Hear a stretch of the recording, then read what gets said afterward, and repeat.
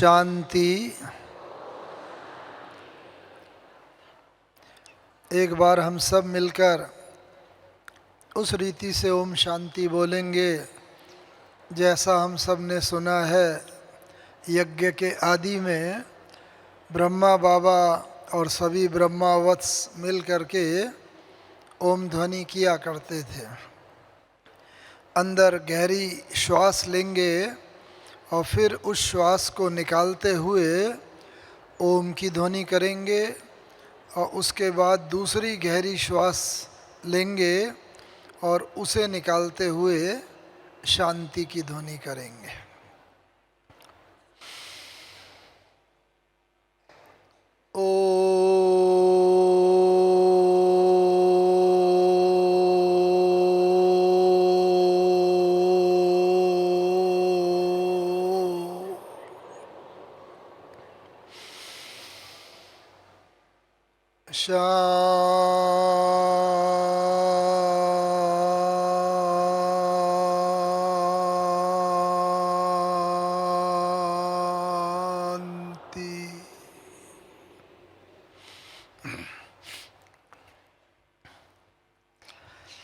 ये ओम शांति का महामंत्री है जो हम आत्माओं को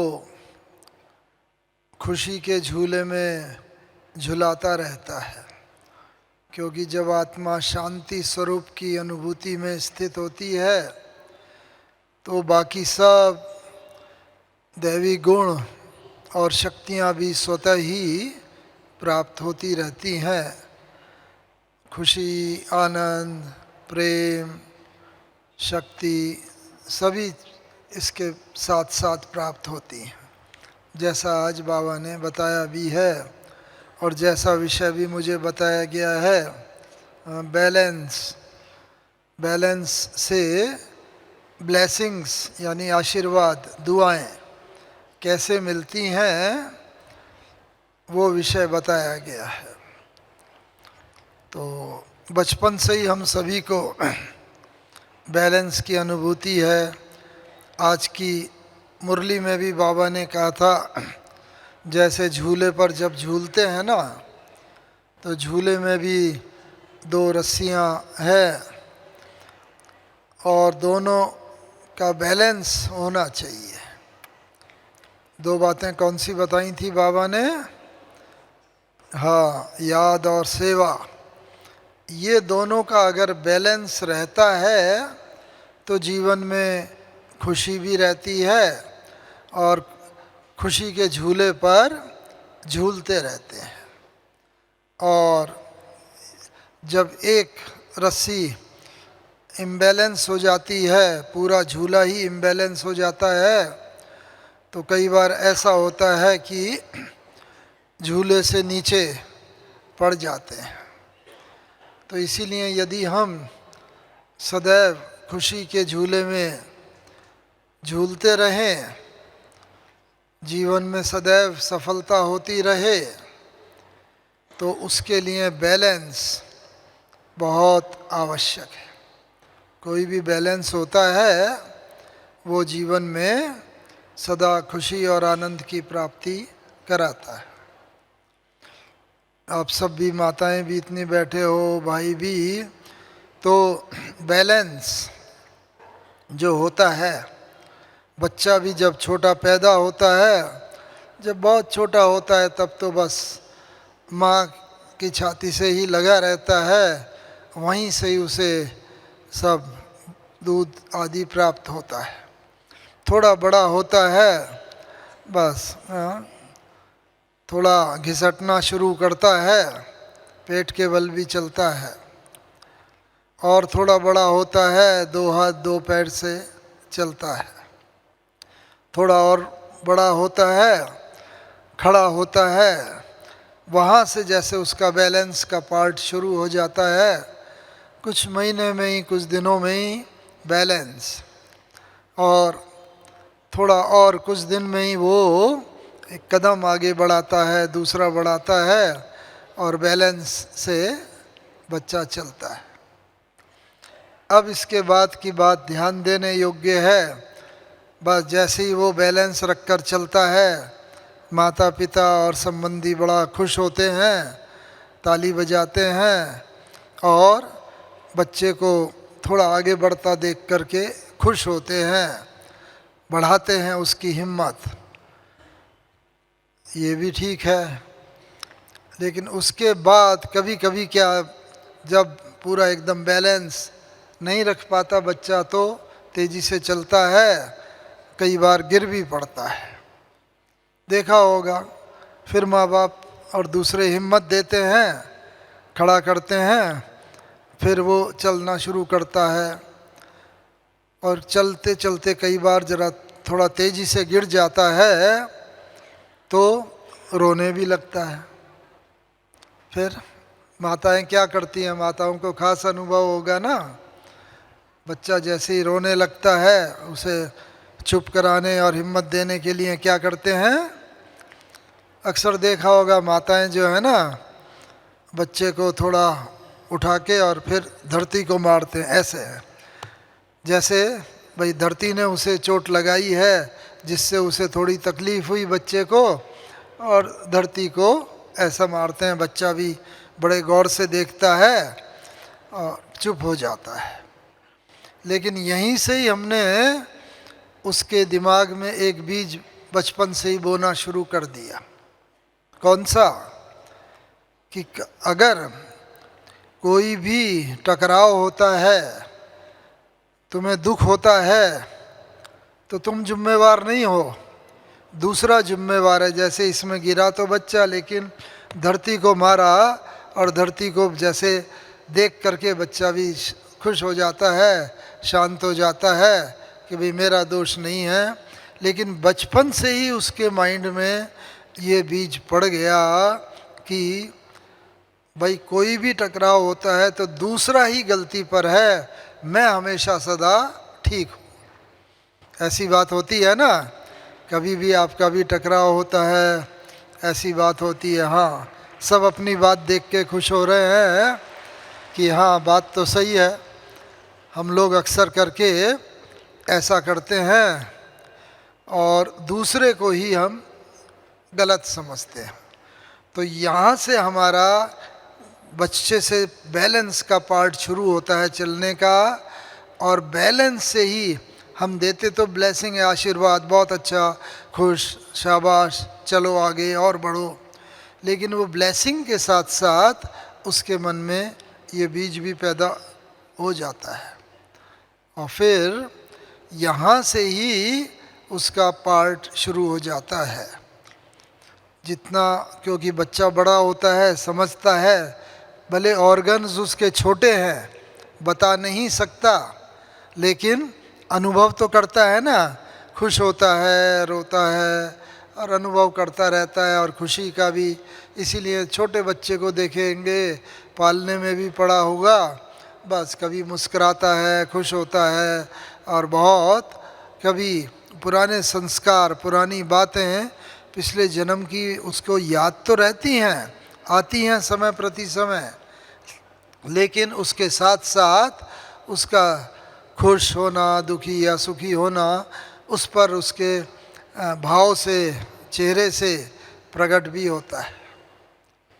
फिर और जीवन में आगे बढ़ता है, तो जीवन में आगे बढ़ने के साथ साथ क्या होता है, बच्चा जैसे झूले का बताया ना, ऐसे ही आप सब भी ज्ञान मार्ग में जब से नया जन्म हुआ है, शरीर वही है पुराना बड़ा, लेकिन ज्ञान मार्ग में जब से नया जन्म होता है, नई बातें हम सुनते हैं, स्मृतियाँ नई होती हैं हमारी। बाबा सबसे पहले स्मृति बदलता है, और भाई तुम शरीर नहीं आत्मा हो, तुम्हारा घर ये नहीं बल्कि आत्मा का घर परम धाम है, ये तुम्हारा पार्ट है परिवार में, पति पत्नी बच्चे माता पिता आदि का, ये सब तुम खेल खेल रहे हो, पार्ट प्ले कर रहे हो। तो जितनी जितनी ये स्मृति, शुरू में तो थ्योरेटिकल सुनते हैं, लेकिन धीरे धीरे वो व्यवहार में जब आने लगती है तो ज्ञान मार्ग का जीवन हमारा जैसे आगे बढ़ता है, तो सबसे पहला बैलेंस जो हमें ज्ञान मार्ग में चाहिए वो है प्रवृत्ति और निवृत्ति का बैलेंस।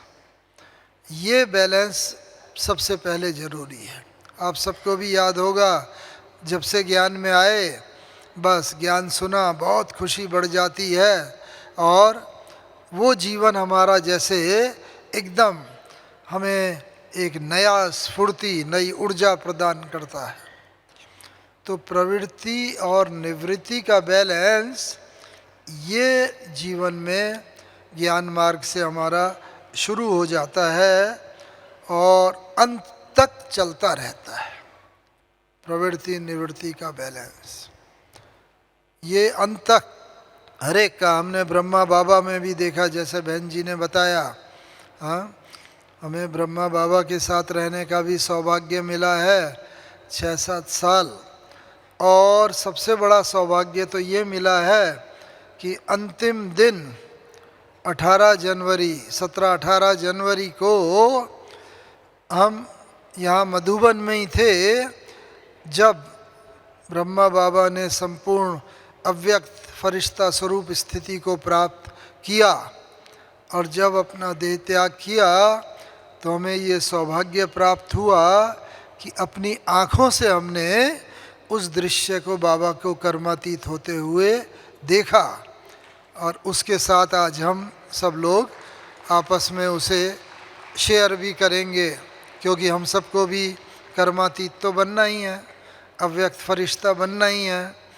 तो बाबा ने जो बन कर के दिखाया वो साकार रूप में, क्योंकि बाबा भी प्रवृत्ति वाले थे, पूरा पहले लौकिक प्रवृत्ति थी बाबा के, इतने 5 बच्चे, लड़कियां, 3 लड़की 2 लड़के और पोते, धंधा सोने चांदी का, सारा समाज के अंदर व्यवहार, सब में बहुत बाबा की निपुणता थी, कुशलता थी।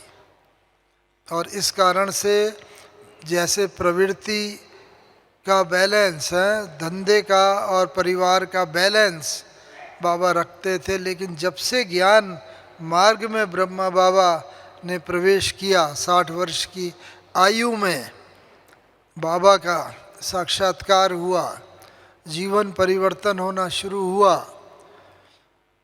वो तो हम सब ने जीवन कहानी में पढ़ा भी है, देखा भी है। उसके बाद अंतिम दिन तक जो हमने देखा, 17-18 जनवरी को भी बाबा पूरा बैलेंस, प्रवृत्ति, ज्ञान मार्ग की पूरी प्रवृत्ति, ज्ञान मार्ग का भी परिवार कितना बड़ा, उसको हेड करना, इतना ज्ञान मार्ग की सेवाएं चारों तरफ, इतने बाबा के बच्चे, और साथ साथ मन में जैसे निवृत्ति का भी भाव, बस मैं आत्मा हूँ और ये शरीर के द्वारा पार्ट प्ले कर रही हूँ। अंतिम दिन भी जितना प्रेम से बाबा मिलते थे, जब बाबा से हम लोग मिलते थे, बाबा हाथ फैला देते, आओ बच्चे, आओ मीठे बच्चे, आओ प्यारे बच्चे। बस बाबा की आँख में ऐसी चमक होती थी, इतनी दिव्यता होती थी, इतना ऐसे प्रकाशमय स्वरूप बाबा का होता था कि वो प्रकाशमय स्वरूप को देखते ही बस बाबा की बाह में आते थे और विदेही हो जाते थे, अशरीरी हो जाते थे। क्यों? क्योंकि बाबा ने अशरीरीपन की इतनी प्रैक्टिस की हुई थी। आप सबने भी पढ़ा है डायरियों में, मैं आत्मा हूँ, जसोदा आत्मा है, निर्मला आत्मा है, नारायण आत्मा है, चाहे पत्नी हो, बच्चे हो, सब लिख के ही पक्का बाबा ने नहीं किया था, बल्कि जिसको भी देखते थे बाबा दृष्टि देते थे, वो दृष्टि लेते लेते ही एकदम ध्यान में तो नहीं जाना, जैसे हम समझते हैं साक्षात्कार, वो नहीं, लेकिन विदेही अशरीरी स्थिति को वो प्राप्त कर लेते थे।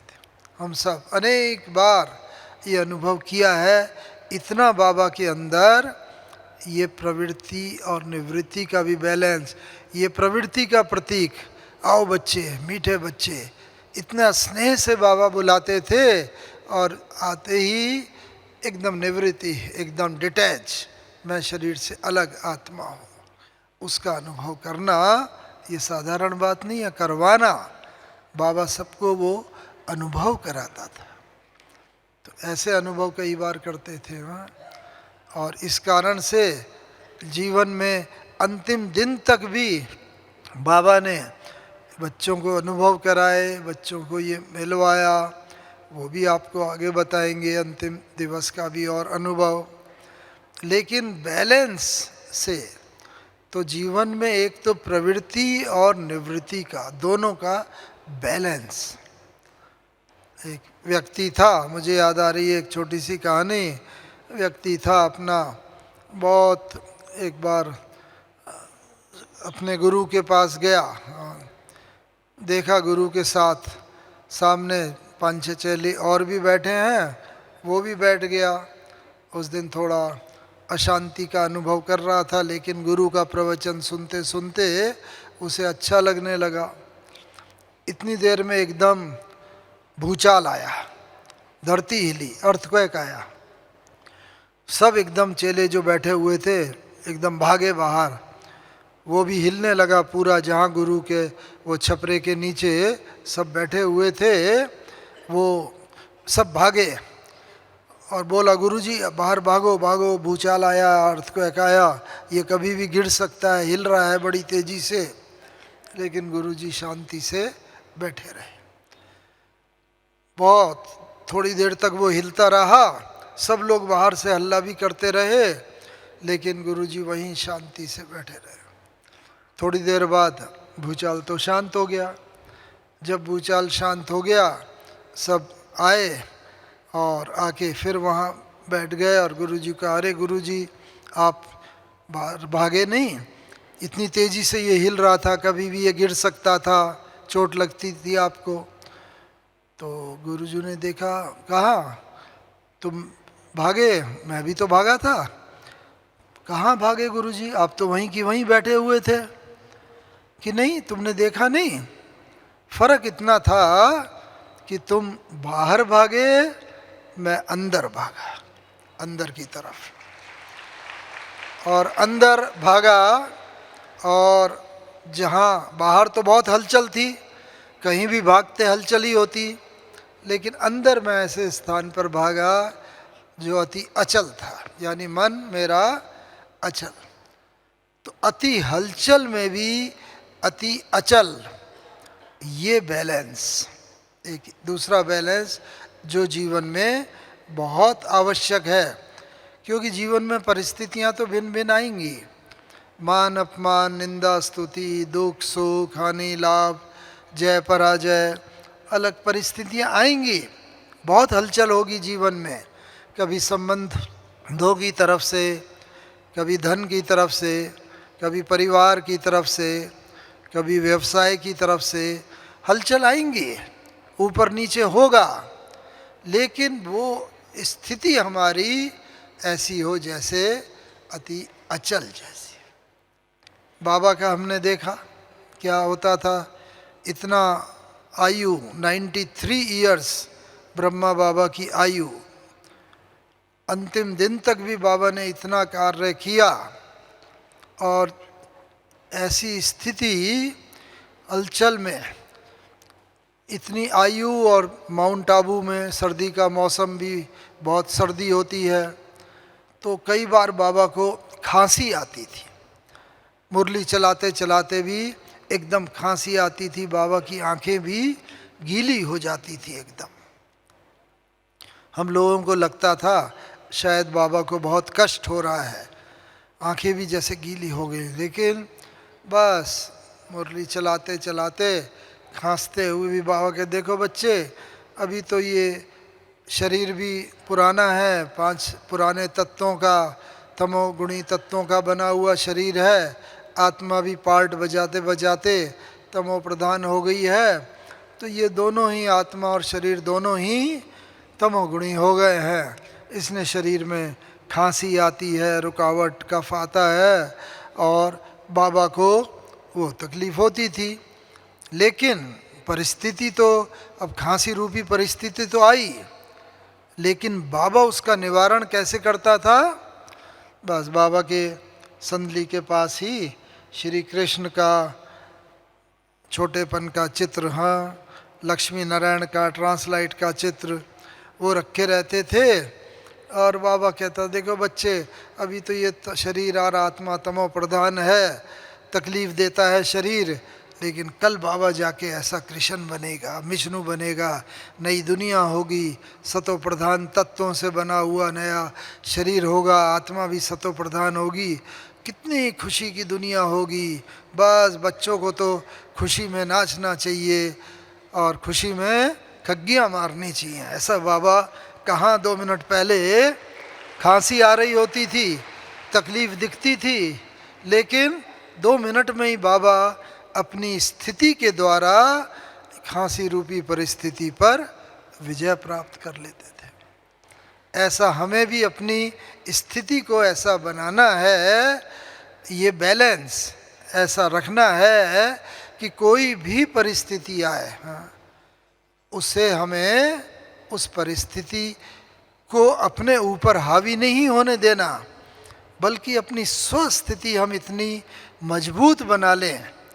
जैसे बाबा खांसी रूपी परिस्थिति से भी नई दुनिया की बातें निकाल के खुशी में एकदम आ जाता था, ऐसे ही खुश हो जाए, वो परिस्थिति दब जाए और हम स्वस्थिति से विजय प्राप्त कर लें।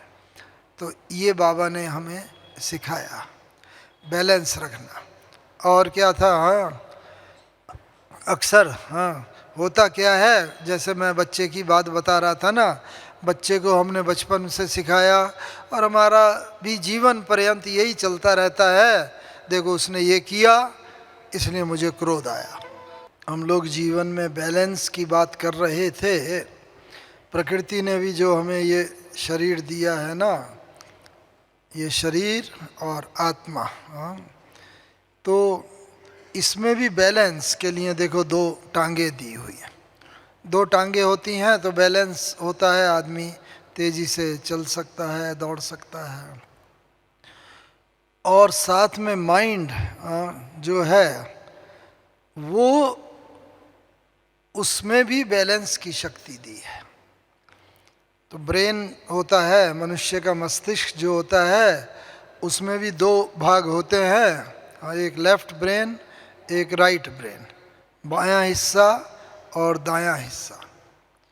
तो बायां हिस्सा जो होता है वो जीवन के व्यवहारिक कर्म करता है, जो है जितना भी ऑफिस जाना, घर में बिजनेस करना, जो भी व्यवहार से संबंधित जितनी बातें हैं, कर्म, वो लेफ्ट ब्रेन डील करता है। जबकि राइट ब्रेन, दायां हिस्सा जो है, वो जीवन के मूल्य और गुणों उसको बताता है, उसके आधार पर हम कर्म करते हैं। तो इसीलिए लेफ्ट एंड राइट ब्रेन, ये बैलेंस होना चाहिए साथ में। जो भी काम करें व्यवहार में भी ठीक रहे, कार्य का भी ज्ञान हो, और जो कार्य के साथ साथ जीवन के मूल्यों का भी ज्ञान हो। प्रेम, सुख, शांति, आनंद, पवित्रता, ज्ञान, शक्ति, जो जीवन की बातें हैं, मूल्य आपको सिखाए हैं, आत्मा परमात्मा की बातें, शुरू से ही आप सब तो बाबा के पुराने बच्चे हैं। तो इसलिए वो दोनों का जब मूल्य रहेगा बराबर, बैलेंस रहेगा, तो जीवन में ब्लेसिंग्स, आशीर्वाद मिलती रहे। अक्सर होता क्या है, मैंने बताया ना, हम दूसरे को ब्लेम करते हैं। बड़ा अच्छा किसी ने कहा है कि जिंदगी भर एक ही भूल करते रहे। कौन सी भूल करते रहे? जिंदगी भर एक ही भूल करते रहे, धूल चेहरे पर थी, आईना साफ करते रहे।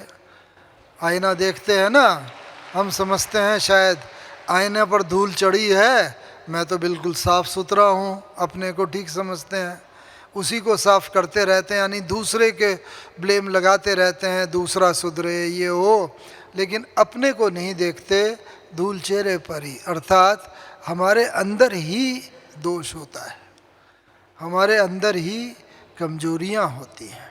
मन हमारा ही तो हिस्सा है आत्मा का। इसीलिए एक व्यक्ति एक राजा के दरबार में आया और कुछ भिक्षा पात्र लेके आया छोटा सा, और कहा कि राजन मुझे भिक्षा दे दो इसमें। तो राजा ने कहा ठीक है, मंत्री को बुलाया, कहा इसमें भिक्षा लाके डाल दो, राजकोष में से जाकर सोना चांदी हीरा मोती जो कुछ है सब इसके पात्र में डाल दो। मंत्री गया, भर के ले आया, मुट्ठी डाल दिया, वो भरा नहीं, दोबारा गया, फिर लाके डाल दिया, तीसरी बार गया, ऐसे 8-10 बार गया, लाके डाला, लेकिन देखने में पात्र छोटा सा था लेकिन भरता नहीं था। बड़ा आश्चर्य हो रहा था सबको। तो राजा ने कहा महाराज इसमें ज़रूर कोई रहस्य है, इतना छोटा होते भी ये नहीं भर रहा है, क्या बात है? तो उसने कहा हाँ महाराज, राजन इसका रहस्य ये है कि ये जो पात्र है ना, ये मनुष्य की खोपड़ी का बना है, और ये खोपड़ी में यहाँ मन होता है, तो इसीलिए मन कभी भी तृप्त नहीं होता। जितनी भी इसकी इच्छाएं हैं, एक इच्छा पूरी करो 2 और इच्छाओं का जन्म हो जाएगा, 2 पूरी करो 4 का जन्म हो जाएगा। इसीलिए इच्छाओं की पूर्ति वो बहुत आवश्यक कि इतना इच्छाएं भी ना हो, ऐसा जीवन होना चाहिए। इच्छा मात्रम अविद्या, धीरे धीरे इच्छाओं की भी अविद्या होती रहे। इच्छा क्या चीज़ है, ये हमने बाबा को देखा। मैं बता रहा था अंतिम दिन जब बाबा से मिले ना, तो पहले बाबा से कई बार मिले थे, ब्रह्मा बाबा से। हमेशा बाबा पूछता था हाँ बच्चे कैसे हो, क्या सेवा चल रही है, क्या पुरुषार्थ है, अब आगे और क्या करने का प्लान है, आदि आदि हम लोग बताया करते थे। ऐसा ही सोच के हम 17 जनवरी को भी बाबा के सामने गए। 1969 की बात, जिस टाइम बाबा अव्यक्त हुए, 17 और 18 जनवरी को हम कम से कम 6 बार बाबा से मिले। उस वक़्त जब भी सुबह, क्योंकि और ज़्यादा पार्टियां थी नहीं, बहुत बाबा से मिलने का मौका मिलता था। बाबा से मिलते थे, बस बाबा के सम्मुख गए और बाबा ने दृष्टि दी, और दृष्टि दे के बाबा कहता था बच्चे अच्छा ये पूछने आए हो, अच्छा ऐसा कर लो, ऐसा हो जाएगा। यानी हमें प्रश्न बताने की भी ज़रूरत नहीं होती थी, हम किस लिए आए हैं, क्या पूछने आए हैं। बाबा बस गुड्डी से, दृष्टि से एकदम मन की बात परख लेता था और उसका समाधान कर देता था। ये है इच्छा मात्रम अविद्या की स्थिति, जो मैं आपको बता रहा था कि अपने मन के अंदर ऐसा हो कि इच्छाओं पर भी हमारा संपूर्ण नियंत्रण हो जाए, तब हम दूसरे के मन की बात को पढ़ सकेंगे और उसका समाधान कर सकेंगे। अंत समय ये ही होने वाला है। जैसे हमने बाबा को देखा, 5-6 बार मिले 17-18 जनवरी को, हर बार ऐसा होता था, बाबा के सम्मुख जाते थे, बस मन में होता था ये सेवा की बात पूछेंगे, ये पुरुषार्थ की बात पूछेंगे। गए, बाबा ने देखा, दृष्टि दी, बच्चे ये पूछने आए हो, अच्छा ऐसा कर लो, ऐसा हो जाए। तो हम भी अंत समय में बहुत दुनिया के लोग हमारे सम्मुख आएंगे अपनी अनेकों इच्छाओं को लेकर। बस हमारी भी अंत समय तक हमें ऐसी स्थिति बनानी है जो हमारे अंदर कोई भी व्यर्थ संकल्प ना हो, कोई इच्छाएं ना हो, तो हम दूसरे की इच्छाओं को पढ़ सकेंगे और उनका समाधान कर सकेंगे। और तभी प्रत्यक्षता होगी, तभी लोग कहें अरे इनमें भी इन्होंने तो मेरे मन की बात पढ़ ली, ये भी भगवान, ये भी भगवान, सभी बीकेएस के पास जाएंगे और तभी सिद्धांत निकलेगा भक्ति मार्ग का, भगवान सर्वव्यापी है। तो ये इच्छा मात्रम अविद्या हमें बनना है सबको। लेकिन कैसे बनेंगे? बाबा ने बताया था एक बार अभी कुछ दिन पहले कि बच्चों को मैं एक सर्टिफिकेट तो देता हूँ। कौन सा? कि बच्चों में विकारी संकल्प तो नहीं। पुराने अनुभवी भाइयों की भट्टी हो रही थी और सभी 30-40 साल पुराने थे। उनकी भट्टी तो बाबा ने कहा, संदेश दिया कि इन बच्चों में विकारी संकल्प तो नहीं है, लेकिन अभी तक भी व्यर्थ संकल्प बच्चों में आ जाते हैं। तो अब बच्चों को व्यर्थ संकल्प से भी छुट्टी लेनी है। उनको यही समझना है कि अब मुझे व्यर्थ कोई ना आए। और व्यर्थ के लिए एक मूर्तिकार था, मूर्ति बहुत अच्छी बनाता था। सब लोग बोलते थे, अरे आप तो बहुत बढ़िया मूर्ति बनाते हो, कैसे बनाते हो इतनी बढ़िया मूर्ति? तो वो कहता था, मैं मूर्ति तो बनाता नहीं, मैं क्या करता हूँ, पत्थर लिया और उसके चारों तरफ जो भी व्यर्थ है ना, उसको व्यर्थ को मैं निकाल देता हूँ, तो मूर्ति अपने आप ही अंदर से प्रत्यक्ष हो जाती है। तो बस बाबा भी हम बच्चों को ये कह रहा है, अब तुम बच्चे भी जो भी व्यर्थ की बातें हैं, सोचना, बोलना, करना, व्यवहार है, व्यर्थ की बातों को निकालो तो अपने अंदर से हर एक की संपूर्णता की मूर्ति प्रत्यक्ष हो जाएगी और हम सब बाबा के साथ बस सूक्ष्म वतन जाके परम धाम जाना है और फिर उसके बाद नई दुनिया में आ जाएंगे। तो ऐसी स्थिति हमें कर्म योग की बनानी है। वो कैसे बनेगी? जब बायां हिस्सा ब्रेन से हम कर्म अलर्ट रह के, जागरूक रह के कर्म करेंगे और दूसरा हिस्सा हमें रिलैक्स कर्म योगी की स्थिति होगी। कर्म भी करें लेकिन साथ साथ योग भी चलता रहे और ये कर्म योगी की स्थिति ही हमें संपूर्णता की ओर ले जाएगी। और अगला बैलेंस और है, आजकल के ज़माने में टाइम तो लोगों पे कम है, समय कम है, तो इसीलिए सब कहते हैं, अरे भाई आई एम बिज़ी, बहुत बिज़ी हैं, समय का अभाव है, समय नहीं है। लेकिन कर्म तो करने हैं, जब तक व्यवहार में है, परिवार में है, समाज में है, कर्म तो करेंगे। तो एक बैलेंस और चाहिए, कौन सा? बिज़ी और इजी का। बिज़ी रहें, जो भी है कर्म हमें दिया हुआ है, कर्म करना है, लेकिन बिज़ी के साथ साथ हम बिल्कुल इजी रहें, हल्का रहें। और जितना हल्के रहकर कर्म करेंगे बिज़ी और इजी रह कर के, उतना कर्मों में परफेक्शन आएगी और परफेक्शन से जीवन में सफलता मिलेगी। और सफलता मिलेगी तो क्या होगा? सबकी दुआएं भी मिलेंगी, आशीर्वाद मिलेगा। तो ये बैलेंस, कर्म और योग का बैलेंस रखने से जीवन के अंदर दुआएं, ब्लेसिंग्स सदा मिलती रहेंगी और हम जीवन में आगे बढ़ते रहेंगे। और हमें जीवन में आवश्यक क्या है? केयरफुल, सावधान भी रहना है। ऐसा नहीं एकदम बाबा की याद में कहने को मस्त हो जाए या कुछ ख्याल न रहे। केयरफुल भी रहना है और चीयरफुल भी रहना है। केयरफुल और चीयरफुल का बैलेंस। केयरफुल माने सावधान, जागरूक होके कर्म करना, और चीयरफुल माने खुशी से, आनंद के साथ। जो बाबा ने कहा, चेहरे से खुशी टपके, नैनों से खुशी चपके, हमारे बोल से खुशी टपके, हमारे व्यवहार से भी खुशी और आनंद की बात हो, तभी तो खुशी के झूले में झूलते रहेंगे। और जब तभी तो हमें सब कहेंगे, वाह कितने खुश नसीब हैं, इन्हें क्या मिला है।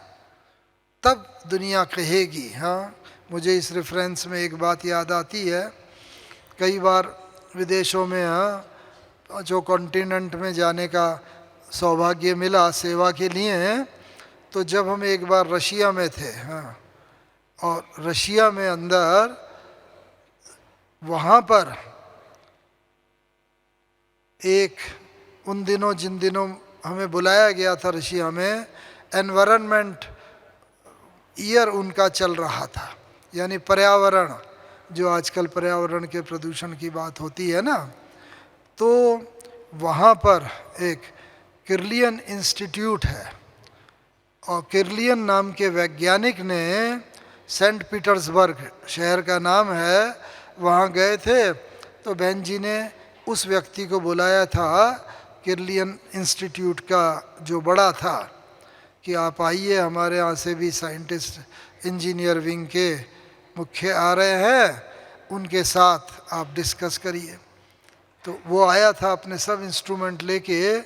तो नॉर्मल कैमरा में तो जब फ़ोटो निकालते हैं व्यक्ति का चेहरा आता है, लेकिन उस किर्लियन कैमरे से जब फोटोग्राफ निकालते हैं तो उसके साथ साथ मनुष्य का ऑरा, लाइट का ऑरा, जैसे देवी देवताओं के पीछे देखते हैं ना, आप देखो श्री कृष्ण जी हैं, श्री राम हैं, हनुमान हैं और गणेश जी हैं, कोई भी धर्मपिता गौतम बुद्ध हैं, जैसे गुरु नानक देव जी हैं, हर एक के पीछे यहाँ लाइट का आपको बड़ा अच्छा गोल्डन सा ऑरा दिखाई देगा। वो लाइट का ताज जिसे बाबा कहते हैं ना, पवित्रता, जितनी मन के अंदर पवित्रता की डिग्री होगी उतना उतना ये ऑरा चमकदार होगा।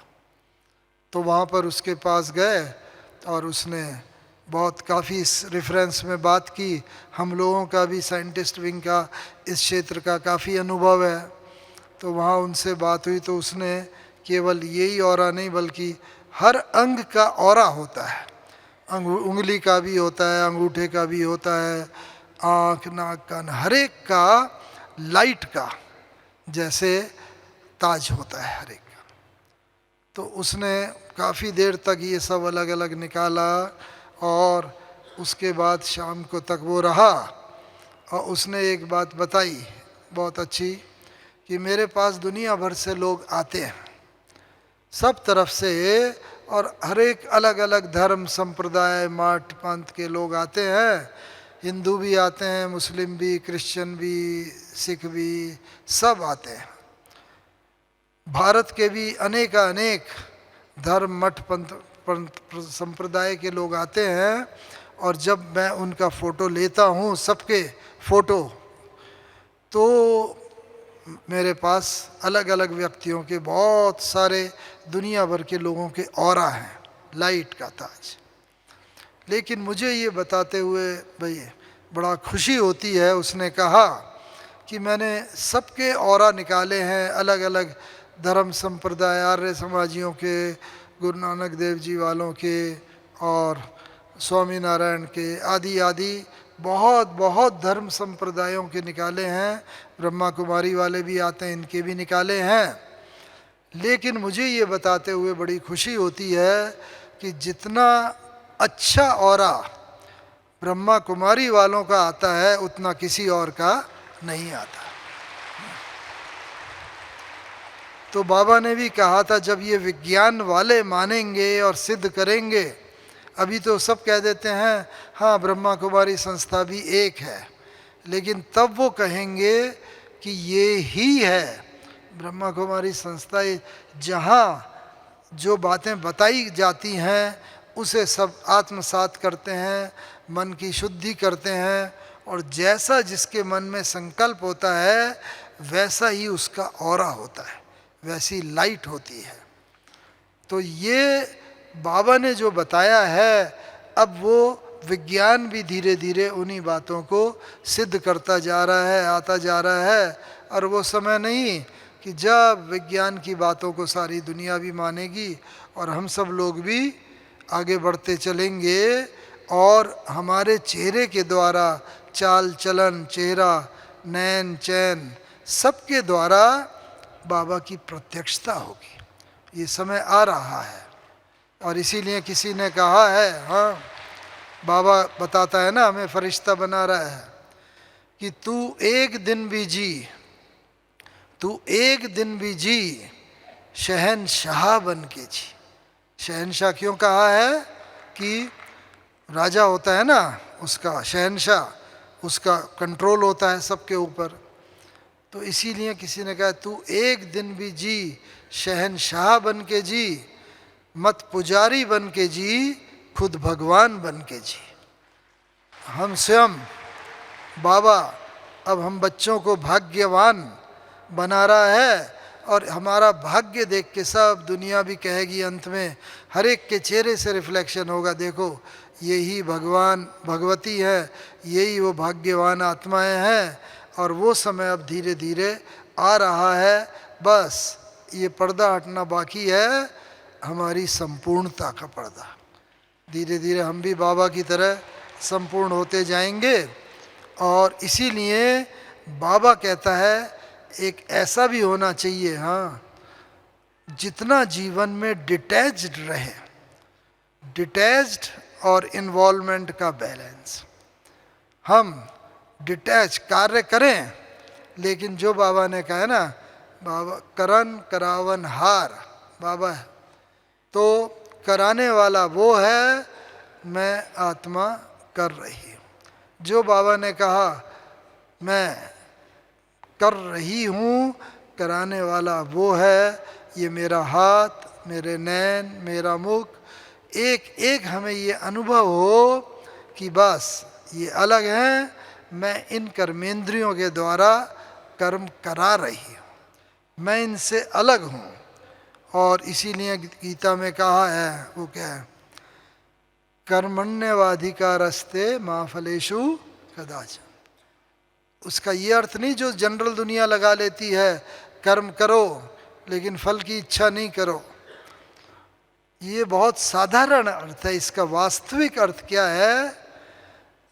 कर्म करो, जिस वक्त कर्म करो पूरा इन्वॉल्व होके करो, दिल दिमाग अपने सब ताकत लगा दो कर्म के अंदर, जिससे कि सफलता मिले। कर्म करो विद फुल इन्वॉल्वमेंट, लेकिन जब फल की इच्छा हो, जब फल आए तो इमोशनली डिटैच हो जाओ। भावनात्मक रूप से डिटैच हो जाएंगे जितना, तो कर्म का कोई भी रिजल्ट हो, हमने कुछ और सोचा था लेकिन वैसा हमारी इच्छा के अनुरूप रिजल्ट नहीं भी निकला, तो हमें एकदम दुख, अफसोस, अशांति नहीं होगी। क्यों? क्योंकि हम इमोशनली, भावनात्मक रूप से कर्म से डिटैच हो गए। बाबा को भी ये देखा, ब्रह्मा बाबा को, सारे कर्म करते थे लेकिन डिटैच हो गए।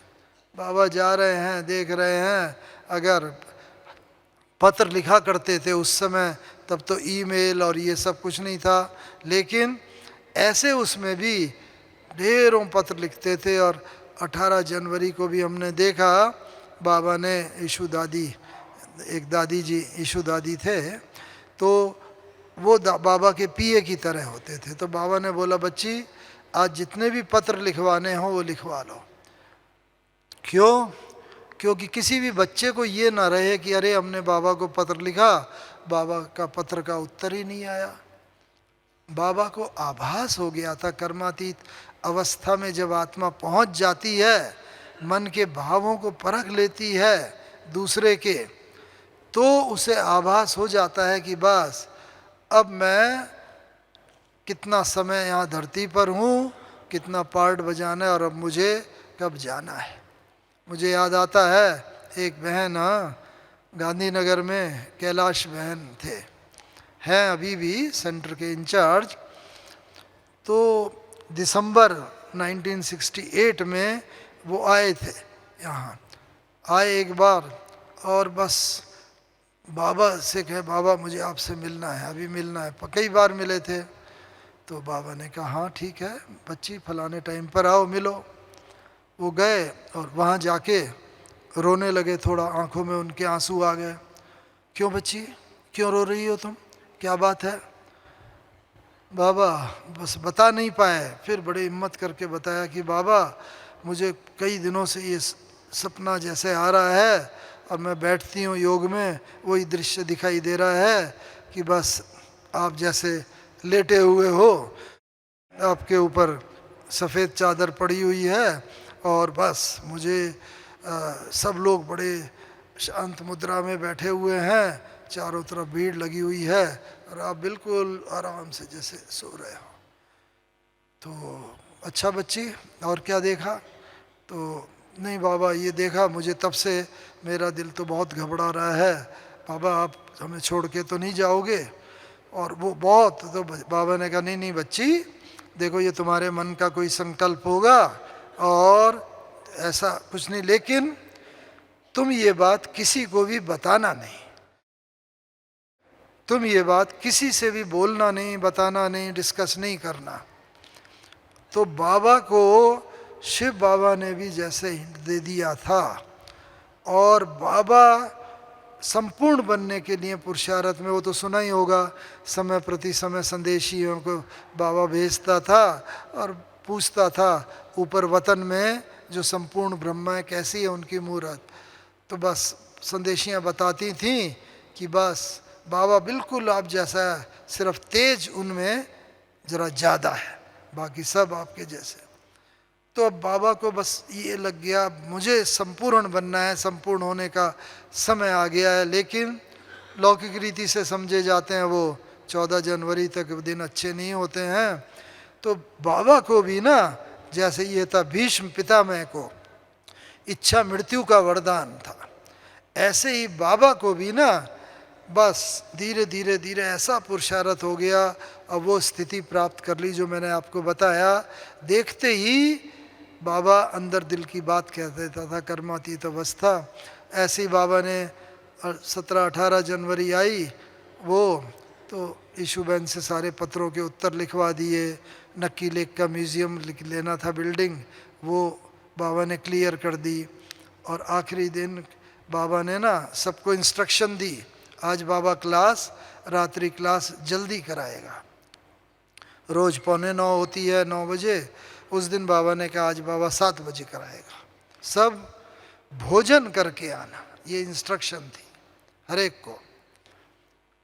क्योंकि बाबा को तो आभास हो रहा था बस अब बाबा मुझे बुला रहा है, मेरा अंतिम समय आ गया। भीष्म पितामह को जैसे इच्छा मृत्यु का वरदान, ऐसे ब्रह्मा बाबा को भी अपनी स्थिति का पूरा जैसे भान होने लगा। और उसके बाद बाबा ने आए, मुरली चलाई, और उस अंतिम मुरली में बाबा को ना एक भी बार खांसी आई, ना कफ साफ करने की ज़रूरत पड़ी, और बस बाबा ने ऐसी मुरली चलाई पावरफुल, शक्तिशाली। और उसके बाद बाबा क्लास में, अच्छा बाबा बच्चों से छुट्टी लेता है, विदा लेता है। पहली बार बाबा ने बोला बच्चों से बाबा छुट्टी लेता है, विदा लेता है। ये कहते हुए बाबा सबको टाटा करते हुए अपने कमरे की तरफ चले गए। उस समय हम एक दिन पहले ही बाबा ने मुरली में बोला था जब बच्चे यहाँ आते हैं तो छत पर चले जाएं, बस बाबा को याद करें, बेहद का घर है ये, बेहद के घर में खुली छत पे आराम से टहलते हुए बाबा को याद करें। तो बस बाबा की मुरली के बाद हम ऊपर टहल रहे थे हिस्ट्री हॉल की छत पर, तो हमने देखा एक भाई बड़ी तेज़ी से, जमुना प्रसाद भाई, साइकिल लेकर निकले। मैंने ऊपर से ही पूछा, रे अभी आप रात को 9:30-10 बजे कहाँ जा रहे हो इतना? तो बस बाबा की थोड़ा तबीयत ठीक नहीं लग रही है, दादी ने मुझे कहा है ज़रा डॉक्टर को बुला के लाओ। मैं डॉक्टर को बुलाने जा रहा हूँ। वो उधर गए डॉक्टर को बुलाने, हम भी नीचे से ऊपर से उतर के आए, और बाबा का जो कमरा है पांडव भवन में, उसमें पहले इतना बड़ा कमरा नहीं था, जितना जहाँ तक बाबा का पलंग पड़ा है उतना ही बड़ा छोटा सा ही कमरा था बाबा का, और पीछे से एंट्री थी, सामने से एंट्री भी नहीं थी। तो उधर से गए, तब हमने देखा बड़ी दादी, हाँ प्रकाशमणि दादी जी खड़े हुए हैं, और बाबा जैसे चारपाई पर बैठे हुए हैं, और दादी के हाथ में हाथ। तो बाबा तो हमें पूरा दिखाई नहीं पड़ा, लेकिन दादी की पीठ पूरी दिखाई दी, और बिल्कुल जैसे बाबा अपनी विल कर रहे हैं, बस नैन मुलाकात करते दादी जी से, दादी के हाथ में हाथ और बाबा ने जैसे छुट्टी ली। तो ये अंतिम समय का दृश्य कर्मातीत स्थिति का जैसे बाबा को आभास हो गया था और बाबा गए। लेकिन ब्यूटी की बात यह है कि बाबा का शरीर 18 जनवरी को छोड़ा, 18 जनवरी की रात भर रखा रहा, 19 का दिन 19 की रात, 20 का सारा दिन 20 की रात, और 21 को दोपहर के बाद बाबा का संस्कार किया गया, 21 दोपहर के बाद। लेकिन बस बाबा का चेहरा वैसा ही चमकता हुआ, न कोई इंजेक्शन लगाया गया था बाबा को, न कोई केमिकल लोशन लगाया गया था, कुछ नहीं, वही चमकता हुआ, न शरीर काला पड़ा, न कोई दुर्गंध आई। ये है प्रकृति जीत का लक्षण। 5 तत्वों को भी बाबा ने इतना प्रकृति को वश करके जीत लिया था कि इतना ना 65 घंटे तक शरीर रखा रहा, लेकिन वैसा ही चमकता, मुस्कराता हुआ, गोरा रंग गोरा, कुछ काला नहीं पड़ा। तो बाबा अब चाहता है हम बच्चे भी जीवन के ये बैलेंस रखते हुए आगे बढ़ते रहें। और जैसे और बैलेंस है गंभीरता और रमणीकता का बैलेंस, पर रमणीकता भी रहे और गंभीर भी रहे, जिससे दोनों स्थितियां हों कि बिल्कुल जब आवश्यकता हो, विचार सागर मंथन जो बाबा कहता है ना, आज भी मुरली में बोला, उसके लिए एकांत चले जाओ। इसीलिए बाबा आजकल मुरलियों में एकाग्रता पर बहुत बल दे रहा है, बुद्धि को एकाग्र करना सीखो। और एकाग्रता का मतलब जैसे सूरज के सामने लेंस रख दो तो किरणें इकट्ठी हो जाती हैं और नीचे कुछ कागज़ या कपड़ा रखो जल जाता है ना, ऐसी बुद्धि जब बिल्कुल एकाग्र होने लगेगी तब विकर्म भस्म होने का भी, जैसे हम प्रैक्टिकल और अनुभव तेज तेज और तेज करते जाएंगे विकर्म। इसीलिए बाबा कहता है ज्वालामुखी भट्टी। अब इस भट्टी की आवश्यकता है ज्वाला के समान, जैसे हमारा चेहरा हो जाए ज्वालामुखी। एक स्थान है देवी का मुख में से हमेशा जहाँ ज्वाला निकलती रहती है, तो कोई मुख से स्थूल ज्वाला की बात नहीं, लेकिन चेहरा हमारा ऐसा ज्वाला समान हो जाए और सब संपूर्णता को हम पाते रहें। वो तब होगा जब वर्तमान समय हम एक और बैलेंस, आवाज़ और आवाज़ से परे, ये बैलेंस रखना सीख जाएंगे। जब चाहें आवाज़ में आए, नहीं तो स्थिति ऐसी हो कि आवाज़ से परे का ही अनुभव रहे। मैं आत्मा हूँ, इस शरीर के द्वारा कर्म कर रही हूँ, आवाज़ से परी हूँ, और वो स्थिति का जितना जितना अनुभव करते रहें। वो कब होगा? क्योंकि अभी हमारा परिवार तो यही है ना, ब्राह्मण परिवार। तो दुनिया वाले मानो कोई गुस्सा करेंगे, कोई अमर्यादा युक्त कर्म करेंगे, हमें कुछ नहीं होगा। लेकिन ब्राह्मण अगर कोई गुस्सा करेगा, अमर्यादा युक्त बात करेगा, कोई बात होगी, तो हमें एकदम शौक जैसा लग जा रहे, ये इतने 20 साल पुराने, 25 साल पुरानी बहन, अभी तक भी इनमें ये क्रोध है, ये अहंकार है, ये बोलचाल जैसे नहीं है। ऐसी स्थिति कभी नहीं। कहीं भी दादी जी ने एक बार बताया था, हमें याद है, कहीं पर भी ना अगर संबंधों में कटुता आती है, क्योंकि हमारा परिवार ही ये है, सतयुग में भी यही परिवार लेकिन अलग अलग नाम रूप से होगा, तो परिवार के साथ कभी भी कोई बात कटुता होती है, संबंध में इतने मधुर संबंध किसी के साथ अगर नहीं है, अपने को झांक के देखो, तो मुख्य 2 बातें उसका कारण होती हैं। एक बात है मिसअंडरस्टैंडिंग, गलत फहमी। किसी ने हमें किसी के प्रति कहा, देखो फलाना भाई या फलानी बहन आपके लिए ऐसा बोल रहा था, तो हमारे मन में जैसे कि वो विष का बीज बो दिया किसी ने। तो जब भी उस बहन भाई को देखेंगे तो हमारे मन में वही बात आ जाएगी, गलत फहमी। और इसका रिजल्ट क्या होता है? इसका रिजल्ट होता है कम्युनिकेशन ब्रेकडाउन, यानी बोलचाल बंद। बोलचाल में कोई भी बात नहीं रहती। वो सामने से आएगा भी कोई, हम इधर से रास्ता काट के निकल जाते हैं, वो उधर से रास्ता काट के निकल जाते हैं। बिल्कुल ऐसा नहीं, क्योंकि सतयुग में यही तो परिवार होगा हमारा, बहुत मीठा परिवार। इसीलिए बाबा ने कहा 3 सर्टिफिकेट जो लेने हैं ना, प्रभु पसंद, मन पसंद और परिवार पसंद।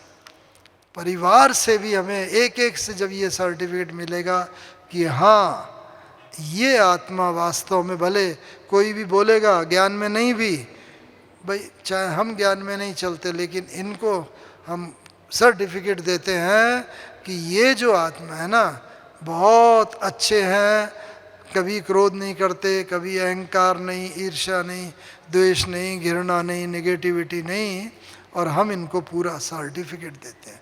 जब संसार से, क्योंकि प्रभु से भी सर्टिफिकेट लेने, मन से भी सर्टिफिकेट लेने, लेकिन परिवार से सर्टिफिकेट लेना ये है अंत समय की। क्यों? क्योंकि हमारा सारा पुरुषार्थ उसके लिए हो रहा है, अंतमति सोगति के लिए, अंत में उस क्षण के लिए जब हमारे प्राण इस तन से निकले, उस समय हमें कोई भी देहधारी व्यक्ति, वस्तु, वैभव कुछ भी याद ना आए। अंत में जब ऐसी मति होगी तभी हमारी सद्गति होगी। तो इसीलिए ये मति, ये तो बाबा का तो देखा, लेकिन मम्मा की अंत में एक बात सुना के मैं ख़त्म करता हूँ। मम्मा ने 1965 में शरीर छोड़ा, तो 65 में मम्मा का तबीयत तो आप सब ने सुना है, बहुत ख़राब थी। अंतिम दिन भी मम्मा ने अंगूर की टोली सबको दी, और फिर सबसे छुट्टी लेके जैसे शरीर छोड़ के मम्मा वतन में पहुंची। जब मम्मा वतन में पहुंची तो वतन में अव्यक्त बाप दादा थे, साकार बाबा तो यहीं थे। तो अव्यक्त बाप दादा ने वहाँ पूछा, मम्मा आप कर्मातीत स्थिति का अनुभव करके आई हो? तो मम्मा सदा की भांति पहले तो शांत रही, फिर मम्मा ने कहा कि नहीं बाबा, मैंने तो कर्मातीत स्थिति का अनुभव नहीं करा।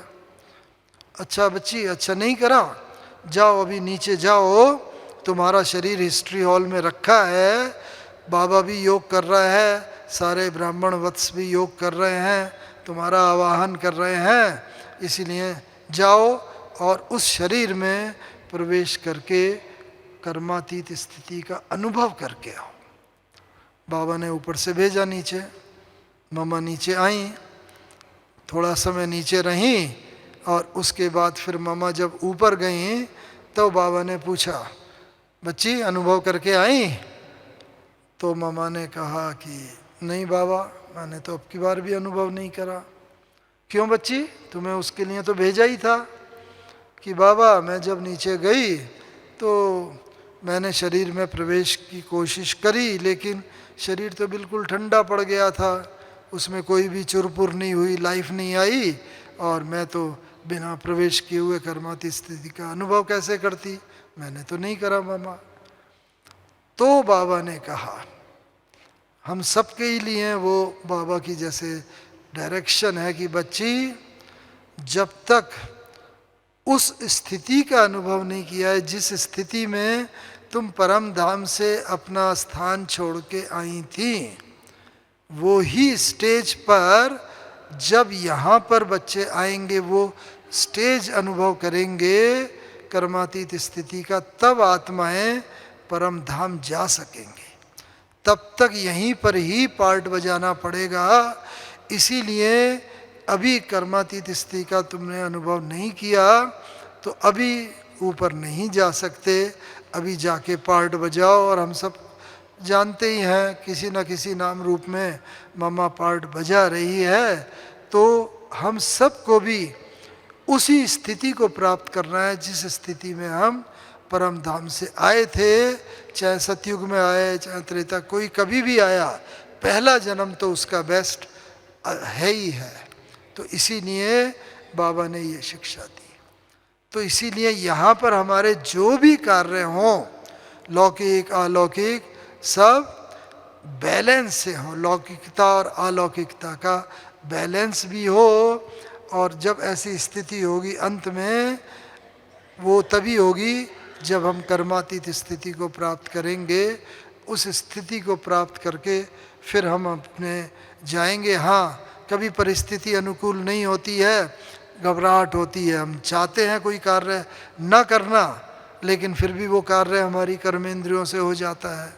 पुराना हिसाब किताब आत्मा के ऊपर बहुत बहुत चढ़ा हुआ है। तो इसीलिए बाबा ने कहा एक शक्ति अभी बच्चों को इस समय के अनुसार धारण करनी है। कौन सी? एक तो निर्णय शक्ति, परख शक्ति ऐसी पावरफुल हो, इतनी शक्तिशाली हो जो आगे आने वाली परिस्थिति का हमें तुरंत अनुभव हो जाए। बाबा तो टच करता है। बाबा ने बताया था एक बाबा के पास हर बच्चे का टीवी सेट है। टीवी सेट होता है ना, हर बच्चे का टीवी सेट है। और जब कोई बच्चा किसी कमजोरी से पास होता है, कोई विकार के वशीभूत है, कोई ऐसी विघ्न के वशीभूत है, तो उसका टीवी ऑन हो जाता है। फिर बाबा का ध्यान उस टीवी की तरफ जाता है। बाबा देखता, अच्छा फलाना बच्चा अभी इस विकार के वशीभूत है, इस कमजोरी के वश में है। फिर बाबा उसे सकाश देता है, शक्ति देता है, जिससे वो बच्चा उस कमजोरी से बाहर निकले। लेकिन उसकी सफलता अब बच्चे की क्लीन और क्लियर बुद्धि पर निर्भर है। बुद्धि जब तक पूरी क्लीन और क्लियर नहीं होगी कि बाबा जो हमें टच करा रहा है उसको मैं धारण कर लूँ, जैसे फ्रीक्वेंसी मैच नहीं होगी जब तक, तो टीवी या रेडियो सेट या वो ठीक से पकड़ेगा नहीं। ऐसे ही बाबा तो चाहता है हमें शक्ति देना, लेकिन अगर मेरा रिसीवर सेट परफेक्ट नहीं हुआ तो मैं उस बात को पकड़ नहीं सकूंगा और संभव है किसी कमजोरी के वशीभूत हो जाए। इसीलिए बाबा ने कहा है अभी माया जो है ना, अपने क्रूड फॉर्म में नहीं आएगी कि क्रोध, अहंकार, ईर्ष्या, लोभ, नहीं, बहुत मधुर रूप में आएगी, मीठे रूप में। आप पहचान नहीं सकोगे कि ये दैवी गुण है या माया का स्वरूप है। इसीलिए उसको पहचानने के लिए एकाग्रता की शक्ति की बहुत ज़रूरत है। और वो तब होगा जब बच्चे अब रहम दिल का गुण धारण करोगे। ये अंतिम गुण है रहम दिल।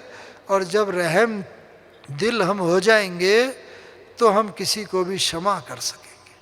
किसी की कोई भी बात देखेंगे उस पर हमें क्रोध नहीं आएगा, तरस नहीं आएगा। ऐसा हमारा हृदय हो, हम हर एक को क्षमा कर सकें। क्षमा करो और क्षमा मांग लो, जीत है इसमें हार नहीं। क्षमा वीरों का भूषण है, कायर का व्यवहार नहीं। जो व्यक्ति कायर होगा वो क्षमा नहीं कर सकेगा। जो शक्तिवान होगा वो ही क्षमा कर सकता है। इसीलिए बाबा की इस शिक्षा के साथ हम लोग उठें कि मुझे किसी और को देखना ही नहीं है, किसी का व्यवहार चाहे कैसा भी हो, लेकिन मुझे अपने दिल से हर एक को क्षमा करते चलना है। जितना क्षमा करते चलेंगे उतने हम महान बनते जाएंगे और अंत में सबकी ब्लेसिंग्स प्राप्त होगी। क्योंकि जो रहम दिल होगा वो ही दाता बन सकेगा। दाता माने देवता, देने वाला। हमारा हाथ सदा यूं ही देने वाला रहे देवता की तरह। हर आत्मा को हम बस रहम दिल हो के क्षमा करते चले और क्षमा करते करते संपूर्ण स्थिति को प्राप्त होते होते बाबा के साथ हम सब मिल करके बस परम धाम चलेंगे और उसके बाद सतयुग में आएंगे। ओम शांति, ओम शांति।